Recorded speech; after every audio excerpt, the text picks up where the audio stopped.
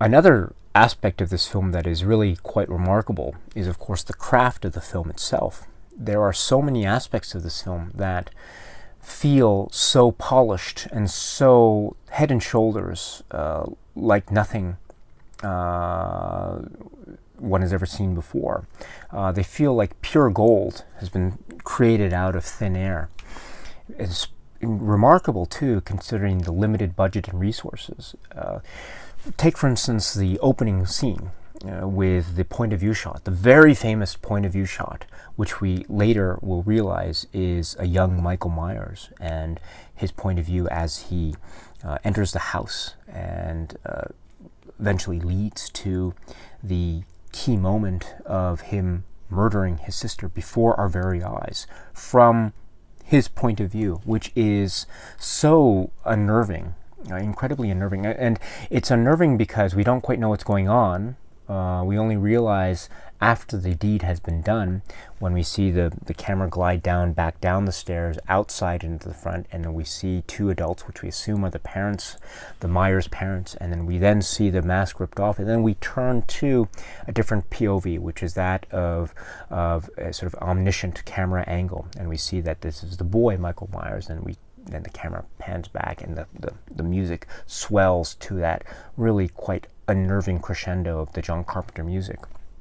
So in that innate, almost psychological, deep-rooted way, this opening sequence is very unnerving because we are witness to a moment of violence up close. We are also unsure of ourselves and our bearings. And when we do realize what indeed has happened and who has perpetrated this horrible act, we, I think, are even more horrified by what's going on. At least I feel that way. That's the general scope of this opening sequence, and it is just from that alone, I think it is quite grand and ambitious and highly, highly effective. But there are also other aspects of it that are really quite chilling, and when we hear about the reasons why these little details came about, we realize that they were probably accidents or certain things that came about because the budget wasn't big enough to cover certain technical sort of technical ways in which to work around these things. The example I give here is, remember there's a moment where we see the camera go into the house and into the kitchen, and then we see the moment where it goes towards well, there are two moments. The first moment is the camera goes towards a kitchen drawer, and then we see a hand, right, from the side. Now pull open the drawer and pull out a knife. Now the hand is out of focus and it's blurred, and it's also somewhat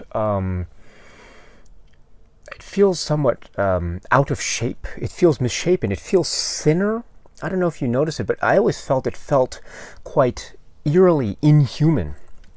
And I found out that based on the commentary, I think this is a comment by Deborah Hill, the fact that it's out of focus and it's sort of an inhuman looking arm, I thought was really scary, and I still do. But according to the comments by Deborah Hill, apparently that was all due to the fact that the camera operator, the operation of the camera was such that they couldn't operate the camera fast enough to be able to compensate for being able to focus the hand on time. So that's why I think it was a technical inability to cover that particular moment, which led to that effect on the screen.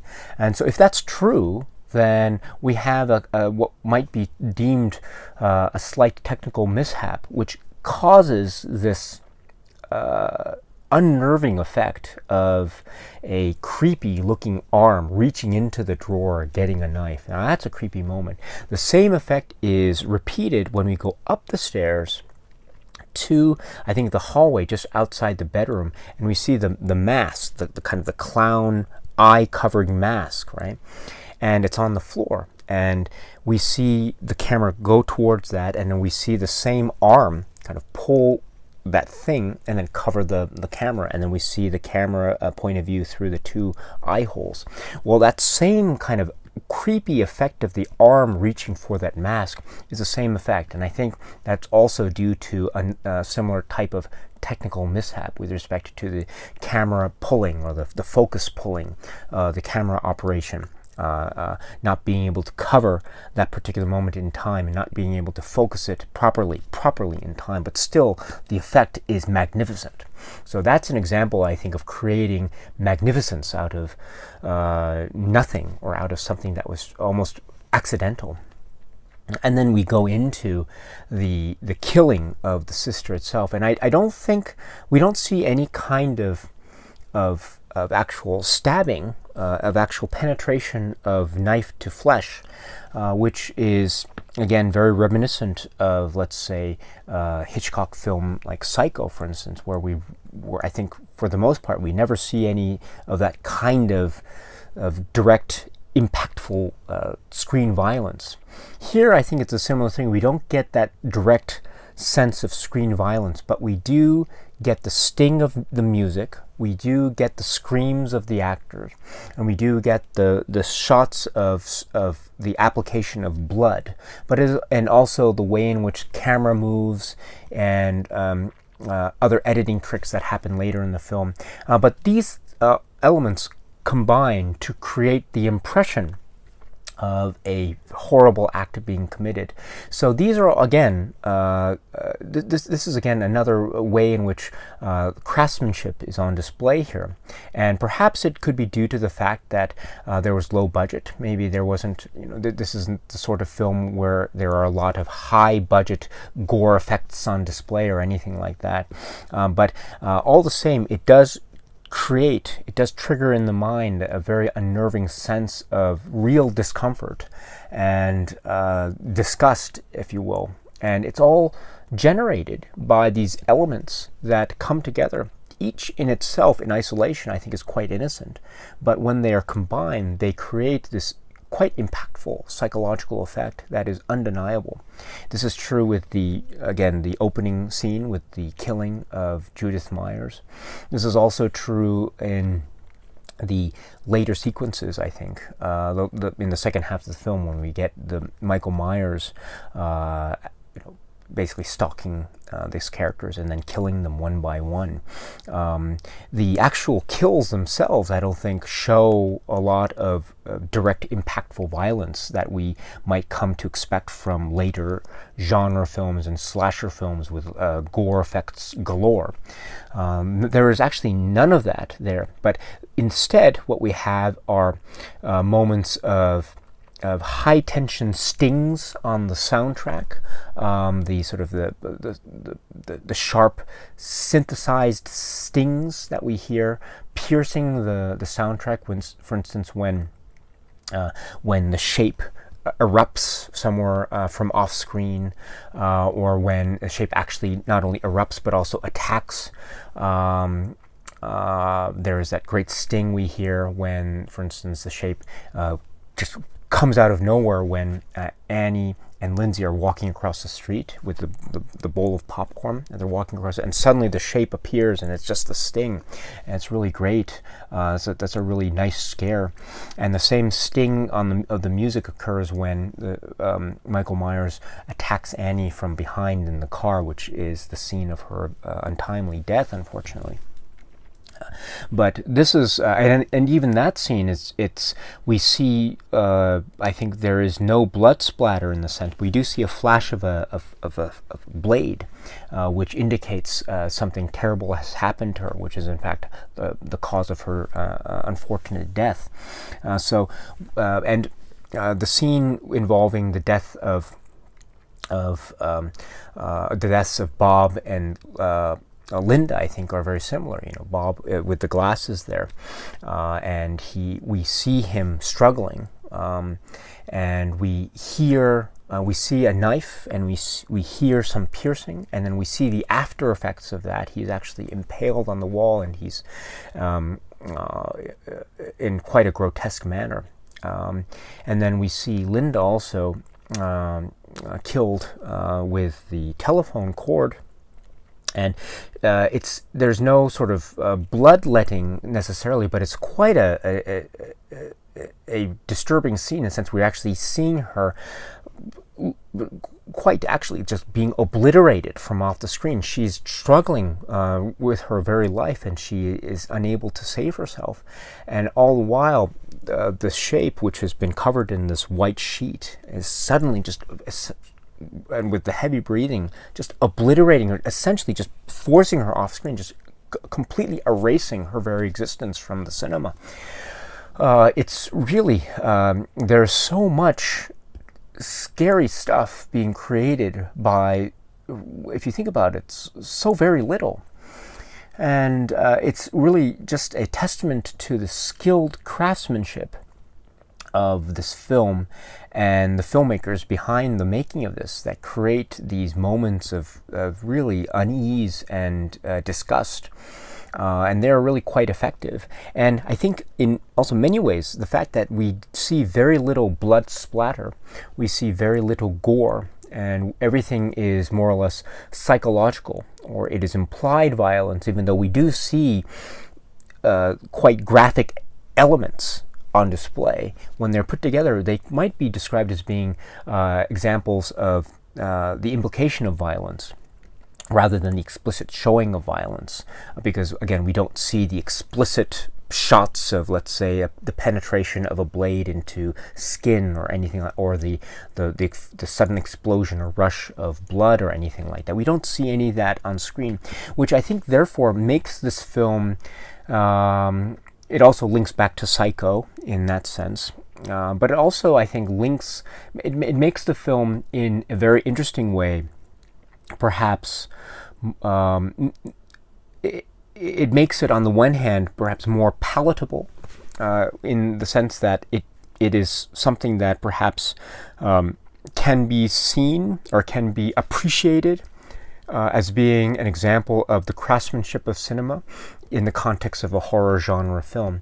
But also at the same time, it could be seen as being more horrific because, there are those... there's the approach of people in cinema who watch films. Sometimes when people see explicit violence being shown on screen, that can be quite terrifying. But many other times, the implication of violence, without actually showing the violence, can be even more terrifying because it leaves stuff to the mind and to one's imagination. And I think that latter approach is what is on display in the 1978 film Halloween. And in that sense, I think it's quite effective and very, very chilling. And what it does is it augments other aspects of the filmmaking, the sound, the music, the lighting, the camera work, and the acting, come together and merge into this moment of violence that is really just conjured up in one's mind. So it's amazing, therefore, to consider those separate elements, the sound, the music, the acting, etc. And therefore, that means that the craft that is on display here is excellent. It's on a level of bravura and excellence that I think it cannot be denied, and it hasn't been denied, obviously, because this film has been praised to high heavens with respect to the technical aspects, and rightly so, because the technical aspects of this film and those components, the acting, the music, are just firing on all thrusters, if you know what I mean. So the technical aspects of this film, I think, are just a sight to behold. And then speaking of those technical aspects or those components, I must say that the performances here are so iconic and just so memorable that I think they could never be forgotten. And I have to say that the entire ensemble here is just brilliant. And first of all, we have to talk about the three the babysitters. Well, actually, two of them are babysitters, and one isn't really a babysitter. But there is Annie, Lynda, and Laurie. So these characters Nancy Loomis as Annie, PJ Souls as Lynda, and with a Y, and Totally with a Y, and Jamie Lee Curtis as Laurie. This trio is so, the chemistry is just off the charts lovely, absolutely lovely, because they feel so real, and the discussions they're having, I think, feel, how should I put it? They don't feel, well, how should I put it? They don't feel overly forced. You know, they talk about, right, there's this thing about Paul dragged me into the boys' restroom or something like that, or, you know, Paul, his parents have grounded him, but he's able to leave the house and he's able to meet Annie, which then leads to Annie wanting to go out and meet Paul afterwards. And there's this whole thing with Bob and Lynda. They're not really babysitters, but they're going to go to Lindsay's house and just go into the bedroom, one of the bedrooms, and they want to fool around and that sort of thing. And there's that whole thing about Lynda saying, you know, I don't need books. Who needs books anyway? And that feels a little bit forced, but this all adds to this thing about, especially those two characters. You know, they are teenagers. They are teenagers, and they're just thinking about having fun, right? And teenagers, I think, are allowed to think about having fun, and it makes it the whole proceedings all the more real, in my opinion. Now, I should point out that I think a lot has been said, and I think John Carpenter makes reference to this in one of the commentaries, that the notion that Annie and Lynda are thinking about boyfriends and they're thinking about sex, whereas Laurie is, at least she is depicted as, she is probably a virgin among the three, because she's very inexperienced with boys, although she does seem to have interest in boys, and in particular one boy in particular, Ben Tramer. But the point here is that it seems like the two of the three, the two who are killed in the film, seem to be characters that are maybe they're thinking a lot about sex, and perhaps it might be seen as a kind of morality play, if you will. This idea of they were thinking about sex and therefore that's why they were killed. This sort of morality-based criticism of slasher films that I think has continued on into other slasher films and other horror films into the 1980s. And it's very interesting to hear John Carpenter talk about this, and I think it's on the commentary track of the second disc here, which is also the commentary track from the Criterion Collection Laserdisc. He mentions this point, and he says, actually, John Carpenter says that for him anyway, that wasn't the case. When he was developing the story with Deborah Hill, he wasn't thinking about having those two characters be killed as some kind of, because they were, let's say, sexually active. And their deaths were some kind of sort of a message, if you will, of morality. He wasn't thinking about that at all, according to what he said. He was saying that it was more of a kind of almost a practical thing. The fact that they were thinking about sex, or they were talking on the phone with Paul, or they were fooling around on the couch or in the bedroom or whatever, meant that they were preoccupied, which meant that they couldn't see the fact that Michael Myers was in the shadows, or he was watching them, or he was stalking them.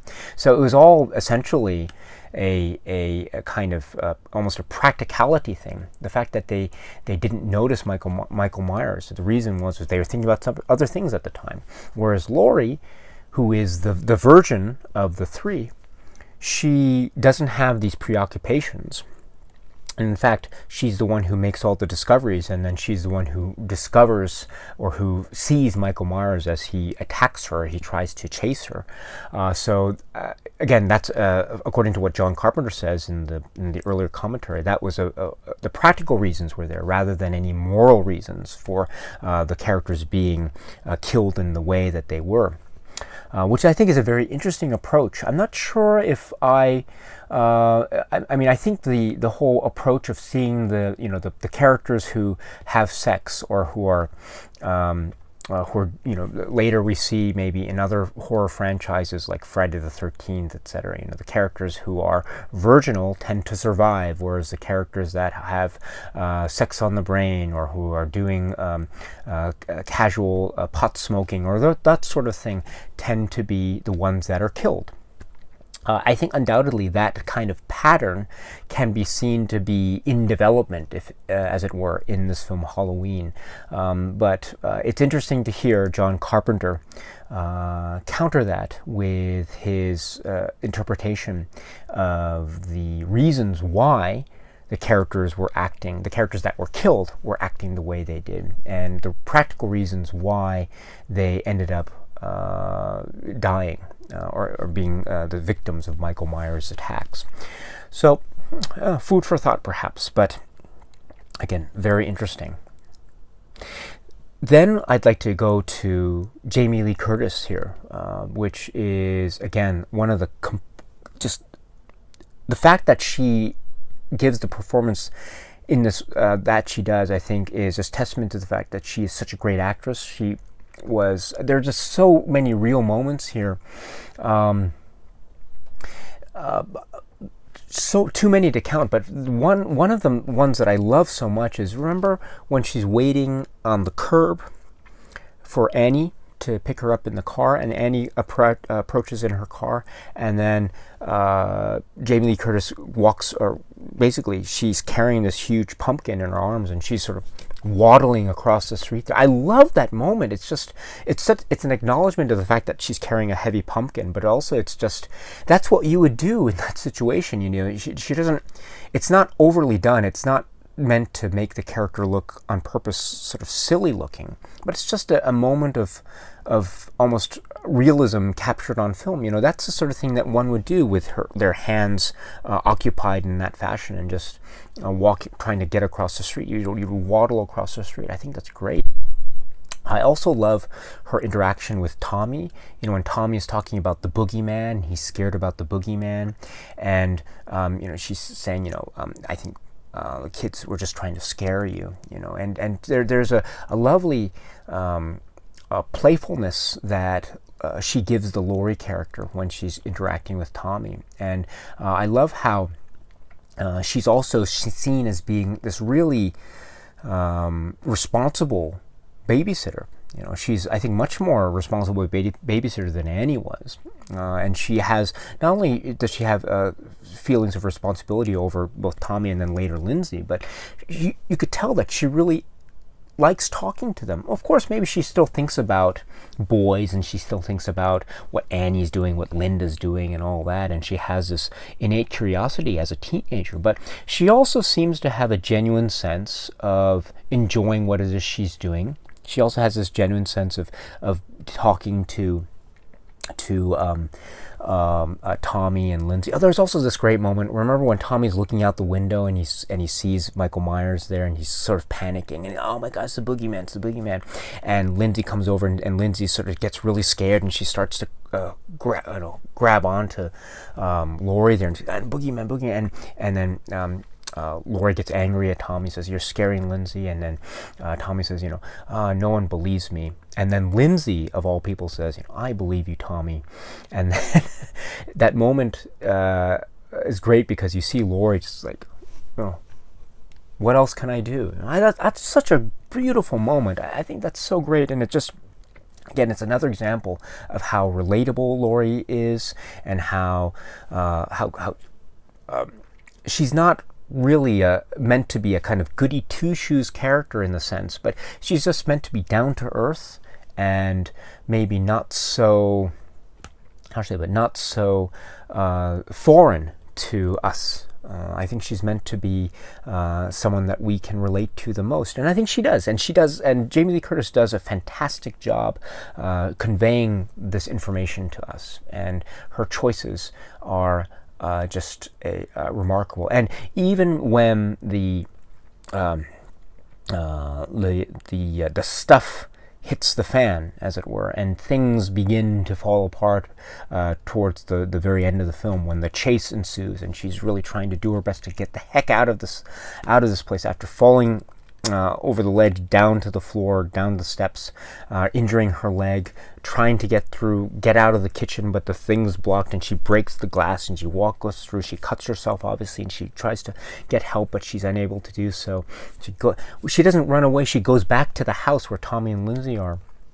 And I mean, there are some moments, right, where Laurie does some things where I think are a little bit stupid, right? Because there is a moment when she goes back into Tommy's house, and she's in the living room there with the knitting needle, and Michael Myers attacks from behind, and she stabs him, and then he falls, and he's apparently maybe dead, or at least incapacitated to some degree, who knows. And she grabs the knife, right? She looks over the top of the sofa there, and she sees him dead, or at least unconscious, or seemingly unconscious, on the floor there. What does she do? She throws the knife. She doesn't keep the knife. She throws the knife down. And in fact, we see the knife on the floor there, next to the knitting needles, and that's the scene. That's one of the shots that we see at the very end montage. We still see the knife, which it could be a mistake, but I'd like to think perhaps Michael Myers probably went to the kitchen, picked up another kitchen knife. Who knows? But in any event, my point here is that why did she throw the knife away? And this happens again too later when Michael Myers finds her in the closet in the bedroom there, and attacks, and just goes through the wood there into the closet there, and she basically counterattacks or defends herself with a coat hanger, and then stabs him when he drops the knife, and then he falls over, apparently dead again. Walks over, sees that he's fallen over, and what does she do? She just flings the knife back. Ugh. Gosh, why did she do that? But I suppose we could say that she was probably in a panic. She's probably not used to wielding knives like this in this sort of defensive mode. So maybe we could explain it that way. But oh gosh, as a horror trope, my goodness, don't ever throw the knife away. Right? But these are just minor points, of course. I think overall the character of Laurie Strode and the performance by Jamie Lee Curtis are just iconic. Absolutely iconic. Speaking of iconic, of course, then we go to what has to be one of the, just without a doubt, one of the great actors and one of the great characters in all of horror cinema. This is Dr. Sam Loomis, Donald Pleasence as Dr. Sam Loomis. Without Donald Pleasence, we never get the gravitas here. With Donald Pleasence here, there's so much gravitas, and there's so much weight given to this film, which is so important. Why is this important? Well, think about it, right? The film is essentially, we have this flash of violence at the very beginning, but after that, there's really no violence that we see on screen. It is all ramped up tension that is slowly built, but we never see any flashes of violence until maybe the beginning of the second half of the film, when Michael Myers attacks Annie, and then Bob, and then Lynda, and then the final attack on Laurie. But up until then, we never see any violence in the first half of the film.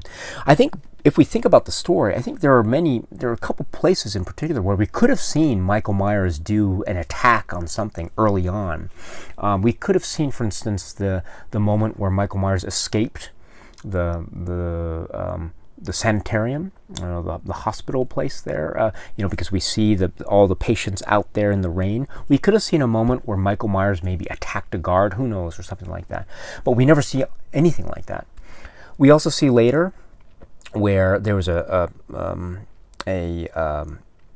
abandoned truck somewhere, and then also in the bushes that Dr. Loomis didn't notice, but we noticed because the camera pans. We see the body of a mustached man with some blood on his chest, so we assume that this was the handiwork of Michael Myers, and we assume that probably Michael Myers then assumed his clothing or whatever. But this is another point where we never see any attack by Michael Myers on this particular mustached man. We just see the body in the bush there. These were moments that I think could have potentially been action set pieces, or kills, if you will, early on, that would have added to the body count. But we never saw that. We only just got these impressions or the aftermath of something that happened. So, which is interesting. These are interesting choices, right? Because, again, as a horror film, it's, I think, very tempting to fill the narrative with as many moments of horror as possible. But the filmmakers here decided not to do that, but rather to have the first half of the film more or less be just building up of the legend of Michael Myers, at least in our minds. And the way that, I think one of the primary ways that is done is with Sam Loomis's character, because Sam Loomis is there to explain to us why he thinks Michael Myers is dangerous. He refers to Michael Myers as evil incarnate, and these grandiose, lofty terms to describe Michael Myers, inhuman, this sort of thing, these almost fundamental aspects of evil that Sam Loomis seems to attribute to Michael Myers, because he understands that Michael Myers is incurable in the sense that he cannot be rehabilitated, but rather he is so dangerous that he should be put away forever. So without Sam Loomis, I think that kind of creation of the danger of Michael Myers isn't fully achieved. So therefore, Sam Loomis as a character, as a function, becomes so important. Of course, we also have the music, and we have the story and everything like that. But the way in which Sam Loomis provides us this information, I think, is incredibly important and serves to show us just how dangerous Michael Myers is. And this aspect of Sam Loomis is, of course, cemented by the powerhouse performance of Donald Pleasence. I mean, his delivery, for instance, how he first met Michael Myers when he's talking with Sheriff Brackett in the Myers house that time, and just his quirky choices in some respects, and the way in which his eyes seem to go up and down, and the way in which he carries his body, and that lovely trench coat that he has, and like the evil is gone from here, and when he gets angry and flustered, when he's talking, for instance, to Dr. Wynn, he was doing very well last night. You're talking about how Michael Myers couldn't drive, but he apparently could. Maybe someone was giving him lessons or something like that. But there are some neat, quirky choices that he gives in his voice inflection, especially when he's angry. But there are also really great moments, character choices, acting choices that he gives to show the true menace and to add even further gravitas to the film. I think most famously, there's the moment which John Carpenter recalls very vividly at the very end, right after he goes to the house, and he at the moment where Michael Myers is unmasked and he realizes who it is, and so he shoots at him, and he fires at Michael Myers, and Michael Myers falls over onto the ground below. And then the moment is, was it the boogeyman? And he gives that great moment, very calm, not panic, but very calm. As a matter of fact, it was. Oh, gosh. And he goes over to the window to check on the body, and it's not there, right? That's the end of the film. And John Carpenter says, right, according to him, Donald Pleasence said, I could play this a couple ways. I could play this either being so surprised as to the disappearance of Michael Myers, or I could play it as I knew that was going to happen. And in fact, the version that we see in the film is the version where Donald Pleasence is playing it as I knew that was going to happen. And oh boy, this is so great. Again, he gives us so much gravitas, but he gives it to us in this calm way. He doesn't overplay it. He just looks up and he realizes, yes, I knew this was going to happen. As a matter of fact, is it boogeyman? As a matter of fact, it was. Everything is calm at this moment of ultimate climax of the film. What a brilliant choice, acting choices that are being made by Donald Pleasence. These are examples of just how brilliant Donald Pleasence's performance is. It is truly one of, he has to be up there in the greatest characters in horror cinema. ever, Dr. Sam Loomis, as played by Donald Pleasence. And in fact, his longevity as playing this character in the later films, I think, is just a testament to the fact as to how powerful this performance in this film is. Donald Pleasence. This film is I think, it's nothing without Dr. Sam Loomis as played by Donald Pleasence. Really is. It's just so charged. But speaking of a film that would be nothing without one of its actors, I think we have to mention also Michael Myers, the grown-up Michael Myers. Here we have Nick Castle playing The Shape, which is the way in which the masked version of Michael Myers is referred to. So we have this image of Michael Myers. Again, a very, I think, innocent-sounding name, Michael Myers. It doesn't sound, it doesn't sound that ominous to me.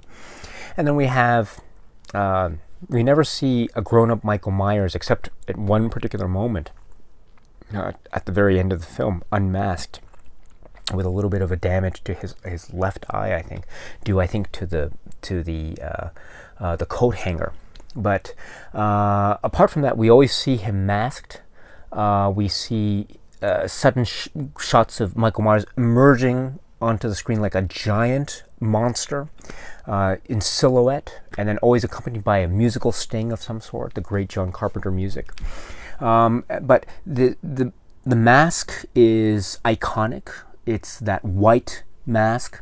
It's been now, obviously, it's legend that it was a William Shatner mask that was that had its eye holes enlarged, and then it was painted white in order to give it a plain look. And he wears that sort of black jumpsuit kind of thing. So it's a white mask with a black colored suit. And he's very large and looming. Again, Nick Castle has his way of walking with his large body frame on the one hand, and yet he seems to glide as he walks. He has one of the most graceful walks I've ever seen. It's almost like Henry Fonda in Once Upon a Time in the West, or Toshiro Mifune in Yojimbo. It's that iconic to me. That walk is so beautiful. And it's amazing how this beautiful walk is attributed to this monster of a serial killer in this film Halloween. It's just such a stark juxtaposition. But my point is that these choices here create one of the, we're talking about a film that has so many iconic characters, perhaps the iconic character is, of course, Michael Myers. And so we are having here just the elements of the making of a legend, right? And Michael Myers as a character is just legendary. The film Halloween creates this legend of Michael Myers, and again, with simple elements, but simple elements done right go so far, and that is Michael Myers, I think, in a nutshell. He is, of course, aided by the, again, iconic music that is the John Carpenter Halloween theme, and the stalking theme, and Laurie's theme, the use of the piano and the sort of the synthesizer and that wonderful beat and rhythm. It's, everyone who hears that theme Halloween will know distinctly what it is and what it means. Everyone who hears Michael Myers will know what that name means, and the mask, they know what that means. And it just all is, again, making gold out of thin air, again, and all these elements come together to create a masterful work. And also the fact that this film wasn't called, it was originally planned to be called, I think, The Babysitter Murders, but the title was then changed to Halloween. Again, Halloween being associated with a time of year, masks, scares, jack-o'-lanterns, and that sort of thing. So there's also this natural inclination towards this iconography of Halloween that's already there. It's already a built-in understanding that people have, and so to apply this horror film story to that already built-in iconography, I think is really quite genius. And it also adds to the longevity of this particular film, because rest assured, every time Halloween comes around, and it comes around every year, this film will always come back into the conversation. And so this film, as long as the Halloween holiday celebrations exist, this film, I think, will exist. And so, brilliant. It's absolutely brilliant. So everything about this film, I think, is just so deserving of its legendary masterpiece, classic status. Now, perhaps the fact that it is so well known, the fact that it is so famous, might serve to go against the film. In other words, it is so exposed as to be overly exposed. It's so famous as to be too famous, perhaps. There are so many imitators of this film. This film has paved the way for many films like it, so much so that perhaps the market for horror films and slasher films has been somewhat diluted as time progresses. And there might be an argument for that, who knows. Again, this is not a discussion about the history of the slasher film genre, but there might be some who think that there might be too many films like that in the marketplace, and that was due, I think, to the popularity and overall huge effect of films like Halloween and other films that perhaps preceded it. But Halloween was definitely one of the most influential films in the genre, no question about it.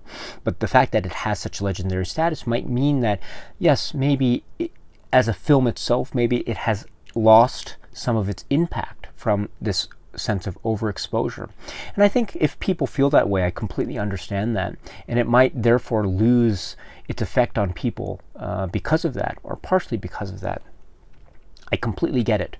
Absolutely get it. And as I said early on, this is a film that I've seen so many times that I know when all the jump scares are going to happen. So this film doesn't scare me with respect to its jump scares. It doesn't scare me. It can't scare me anymore because I know the film too well. And perhaps that might be something to do with it, the fact that maybe some people might be critical of this film because it doesn't have the same kind of effect as it might have had back in 1978, when it was still very, very fresh and very, very new.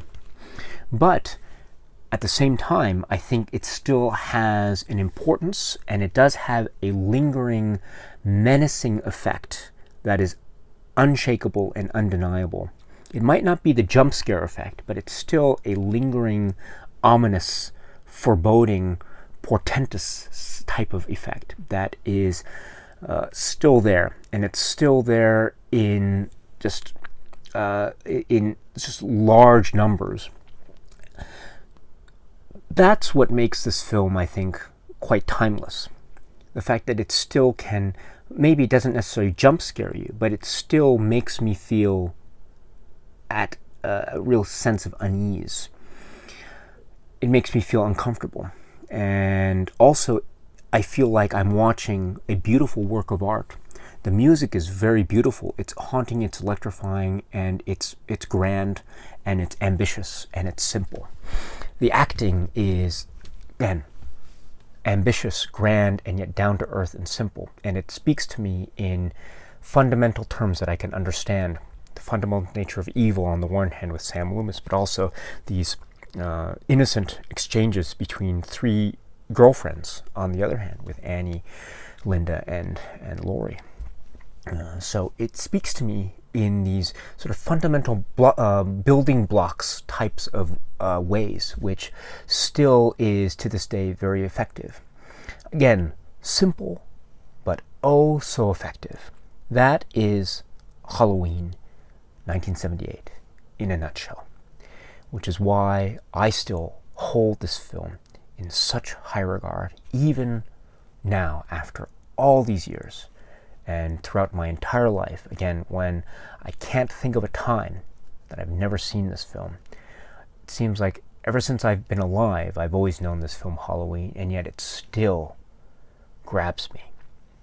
Grabs me by the throat, and it never lets go until those very last shots at the end. And even so, the scares just continue on because, right, according to how John Carpenter once puts it in one of the documentaries, evil never dies. Again, in simplistic terms, yes, perhaps overly simplistic terms to some. I can completely understand that, but still, sometimes simple is better. So my friends, this is John Carpenter's Halloween, one of the great examples of cinematic works of art I have ever seen. Okay, my friends, that's it for now. So thank you very much for putting up with me and my long-winded comments on this film, Halloween. Again, I'm very sorry that I wasn't able to add anything new to the conversation, but I hope you can forgive me. If you have any thoughts or comments about this film, Halloween, please feel free to leave them in the comment section below. I would love to hear what it is you have to say. So I will continue slowly but surely through the filmography of John Carpenter. So please won't you join me at the next one. In the meantime, my friends, please be happy and healthy and well, and please, please, please keep on watching a lot of great, great films. So until we meet again, my friends, cheers.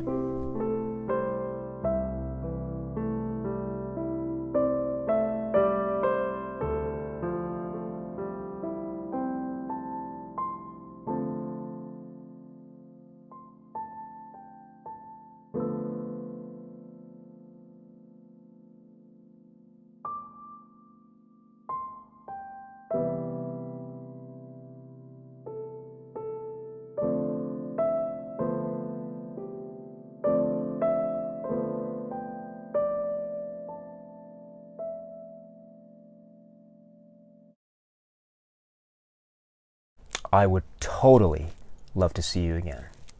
Cheers, my friends.